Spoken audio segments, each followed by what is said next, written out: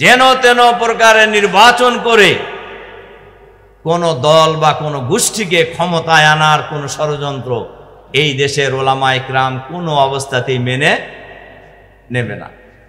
জামাত ইসলামের আমির পীর সাহেব চরমোনাই থেকে শুরু করে মামুনুল হক সাহেব থেকে শুরু করে ওলামায়ে কেরামের যে জাতীয় নেতৃবৃন্দ, এবং আপনারা অনেকেই জানেন পীর সাহেবের প্রোগ্রাম উনি সফর স্থগিত করে দিয়ে ঢাকায় ফিরে এসেছেন এবং এই ভূমিকা রাখার জন্য। এবং আমি মনে করি একটা ঐতিহাসিক ভূমিকা ওলামায়ে কেরামে, মানে এবার ক্ষমতায় আসবে কি আসবে না সন্দেহ পোষণ করেছেন। আমি সন্দেহ পোষণ করি না। আমরা গ্রামে গঞ্জে ঘুরতেছি তো, তার কারণে দেশের মানুষ একটি চাঁদাবাজ মুক্ত সমাজ চায়, এদেশের মানুষ একটি দুর্নীতি মুক্ত সমাজ চায়, এদেশের মানুষ একটি দখলবাজ মুক্ত সমাজ চায়। এই দখলবাজ মুক্ত দুর্নীতি মুক্ত সমাজ উপহার দেওয়ার মতো ওলামায়ে কেরাম ছাড়া আর কেউ নাই। আমি আপনাদের সাথে খুবই একমত, যারা আপনারা সবাই বলেছেন এ কথা, সবাই বলেছেন। আলহামদুলিল্লাহ, এই পয়েন্টে মনে হয় কারোর দ্বিমত নাই। আসন্ন জাতীয় সংসদ নির্বাচনে বাক্স হবে একটা, ইনশাআল্লাহ। আমার মনে বলেন যে সবাই একমত, কি বলেন? এই পয়েন্টে কারোর দ্বিমত নাই। এই বিষয় শীর্ষক আজকের এই মত বিনিময় সভার শ্রদ্ধেয় সভাপতি, মাননীয় জাতীয় নেতৃবৃন্দ, দেশের বিভিন্ন অঞ্চল থেকে আগত প্রখ্যাত ওলামায়ে কেরাম, সাংবাদিক বন্ধুগণ, সম্মানিত উপস্থিতি, আসসালামু আলাইকুম ওয়া রাহমাতুল্লাহি ওয়া বারাকাতুহু। আল্লাহ তাআলা শুকরিয়া আদায় করছি, যিনি মেহেরবানি করে অনুগ্রহ করে আজকের এই মত বিনিময় সভায় উপস্থিত হওয়ার সুযোগ আমাদেরকে দিয়েছেন, বিশেষ করে আমাকে দিয়েছেন। সম্মানিত ওলামায়ে কেরাম, আমি লম্বা সময় ধরেই আছি, প্রায় 11:15 থেকে আমি আছি। আমি অনেকের বক্তব্যই শুনছিলাম এবং আমি খুবই মুগ্ধ বলতে হবে। অনেকে অনেক সুন্দর বলেছেন এবং জাতির প্রয়োজনে কি করণীয় এ কথাগুলি খুবই সুন্দরভাবে অনেক বড় বড় ওলামায়ে কেরাম খুব সুন্দর করে উপস্থাপন করেছেন।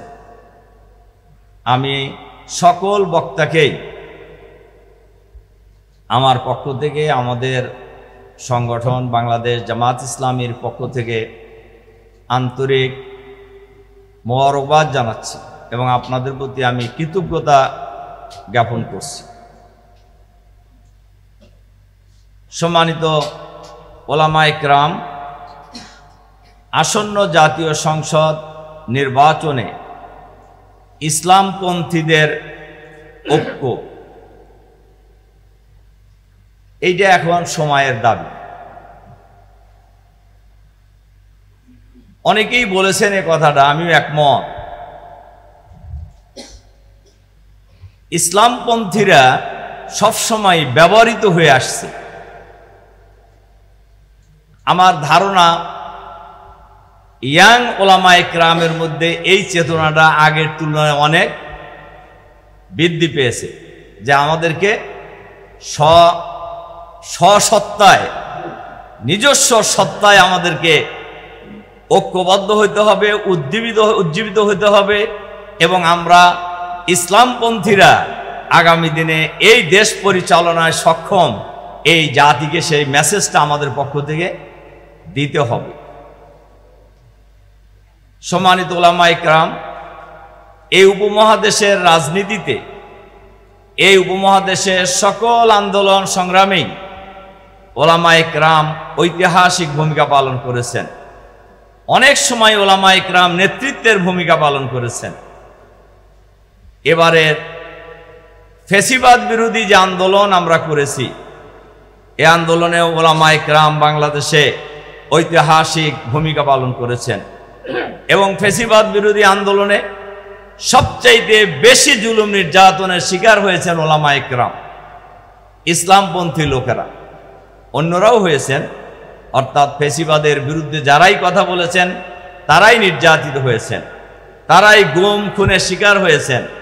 এর মধ্যে ওলামা ইকরাম সবচেয়ে বেশি হয়েছে। বহু ওলামা ইকরামের সাথে জেলখানায় দেখা হয়েছে এবং আপনারা অনেকেই জানেন যে ফেসিবাদী সরকার আমাকে খুব পছন্দ করত, যার কারণে আমি অধিকাংশ সময় এই সরকারের আমলে জেলে ছিলাম। এবং আমাকে তো আইনের বাইরে প্রথম দিনই আমার ডিভিশনের অর্ডার হয়েছে জেলখানায়, কিন্তু আমাকে ডিভিশন দেয় নাই, বরঞ্চ ডিভিশনের পরিবর্তে আমার 2 পায়ে লোহার বেড়ি পরায় দিছে। আলহামদুলিল্লাহ, এতে আমার মনের মধ্যে সামান্যতম কোনো কষ্ট ছিল না। ডিভিশনে থাকলে তো আলাদা হয়ে যেতাম। ডিভিশনে না থাকার কারণে আমার ওলামা ইকরামের সাথে আমার বেশি বিভিন্ন জেলখানায় দেখা হওয়ার সুযোগ হয়েছে। আমাদের মামুনুল হক ভাই থেকে শুরু করে বড় বড় শিষ্য ওলামা ইকরামের সাথে অনেক দেখা হয়েছে। আলহামদুলিল্লাহ, আমি যে কথা বলতেছিলাম যে ফেসিবাদ বিরোধী আন্দোলনে ওলামা ইকরাম বেশি জুলুম নির্যাতনের শিকার হয়েছেন, আবার ফেসিবাদ বিরোধী আন্দোলনে সবচাইতে বেশি জুলুম নির্যাতনের সবচাইতে বড় ভূমিকাও পালন করেছেন ওলামা ইকরাম। এটা জাতি স্বীকার করতে বাধ্য। সর্বশেষ, লম্বা কথা বলা যাবে না, সর্বশেষ এবার জুলাই বিপ্লবে আমার বিশেষ করে এই যাত্রাবাড়ির দৃশ্য এখন আমার মাথার সামনে, আমার চোখের সামনে ভাসতে থাকে। আসলে যে ওই এলাকার সকল মাদ্রাসার ছাত্র শিক্ষকরা যেভাবে নেমেছিল, সব জায়গায় নেমেছে, সারা বাংলাদেশেই নেমেছে, তো ওখানকার নামাটা কিন্তু খুবই দৃশ্যমান ছিল। 5 তারিখ সকালবেলায় কি হবে সবাই উদ্বিগ্ন। আমি ফজরের নামাজ পড়েই দেখছি ফেসবুকে ওই রাস্তা একদম ভরপুর রাস্তা বন্ধ করে রেখেছে ওলামা ইকরাম।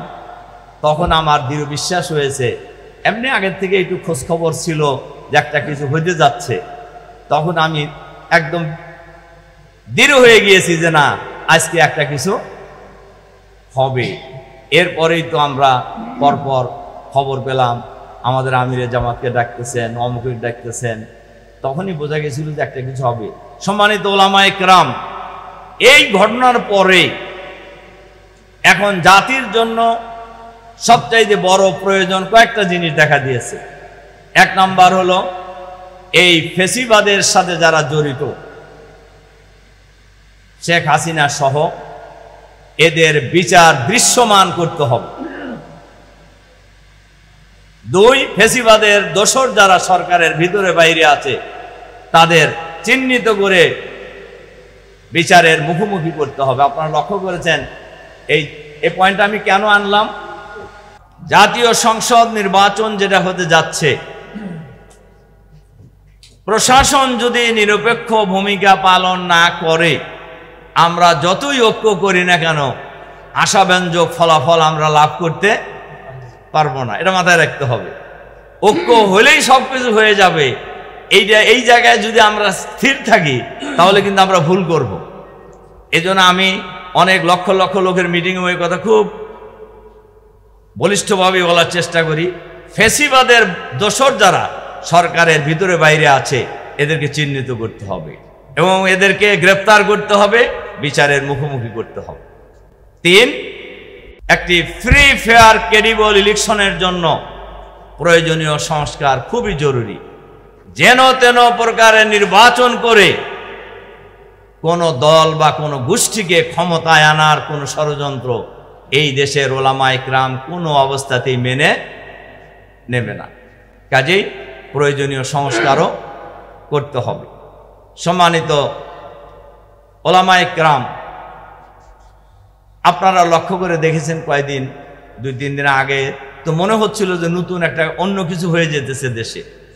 তা আমার ধারণা আল্লাহ তাআলা সেখান থেকে এ যাত্রায় এই দেশকে আল্লাহ তাআলা হেফাজত করেছেন। এবং আমি মনে করি, আমি যেহেতু সব কিছুই আমার চোখের সামনে আছে, আমি দেখছি এবারের ঘটনায়ও ওলামা ইকরামের ঐক্যবদ্ধ ঐতিহাসিক ভূমিকা। জামাত ইসলামের আমির পীর সাহেব চরমোনাই থেকে শুরু করে মামুনুল হক সাহেব থেকে শুরু করে ওলামায়ে কেরামের যে জাতীয় নেতৃবৃন্দ,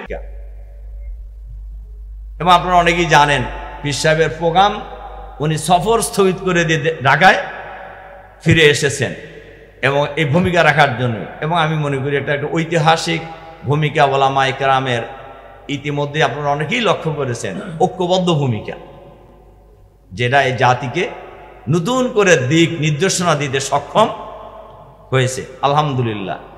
এই জন্য অনেকেই বলেছেন যে ওলামায়ে কেরাম ঐক্য হইলেই একটা কিছু হয়ে যাবে, মানে এবার ক্ষমতায় আসবে কি আসবে না সন্দেহ পোষণ করেছেন। আমি সন্দেহ পোষণ করি না, আমরা গ্রামে গঞ্জে ঘুরতেছি তো, আমি কিন্তু ব্যক্তিগতভাবে সন্দেহ পোষণ করি না। তার কারণ দেশের মানুষ একটি চাঁদাবাজ মুক্ত সমাজ চায়, এদেশের মানুষ একটি দুর্নীতি মুক্ত সমাজ চায়, এদেশের মানুষ একটি দখলবাজ মুক্ত সমাজ চায়। এই দখলবাজ মুক্ত দুর্নীতি মুক্ত সমাজ উপহার দেওয়ার মতো ওলামায়ে কেরাম ছাড়া আর কেউ নাই। আমাদের এই দেশ স্বাধীনতা লাভ করেছে 53 বছর পার হয়ে 54 বছর চলছে, কিন্তু দেশ দুর্নীতি মুক্ত এখনো হয় নাই। কাজেই আমি খুবই আশাবাদী। আমি আপনাদের কাছে বিনয়ের সাথে দুইটা অনুরোধ রাখতে চাই। আমি আপনাদের সাথে খুবই একমত, যারা আপনারা সবাই বলেছেন এ কথা, সবাই বলেছেন আলহামদুলিল্লাহ। এই পয়েন্টে মনে হয় কারোর দ্বিমত নাই। আসন্ন জাতীয় সংসদ নির্বাচনে বাক্সু হবে একটা, ইনশাআল্লাহ। আমার মনে এই পয়েন্টে সবাই একমত, কি বলেন?